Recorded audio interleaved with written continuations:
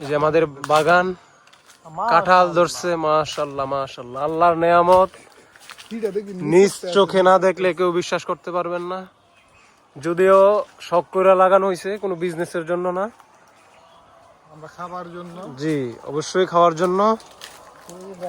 এই যে দেখেন কাঁঠাল আর কাঁঠাল, এখন বাগান যার যার লাগবে অবশ্যই নিয়ে যাবেন, ফ্রিতে দেওয়া হবে, কোনো সমস্যা নাই।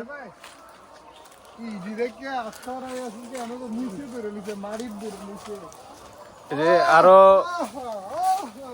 মানুষজন আছে, এটা হলো আমার ভাতিজা বাবু, আর এটা হলো আমার ছোট ভাই, ওর শ্বশুর হলো ওই যে বাবু। ও কাঁঠাল দেখে খুবই আত্মহারা হয়ে যাইতেছে, আস্তে আস্তে পুরা পাগল হয়ে যাইতেছে পোলাটা এই কাঁঠাল গুলা দেখে। মাশাআল্লাহ মাশাআল্লাহ মাশাআল্লাহ, আল্লাহর নেয়ামত, নিজ চোখে না দেখলে আপনারা বিশ্বাস করতে পারবেন না। এই যে আমাদের খামার, এগুলা লাখ লাখ কোটি কোটি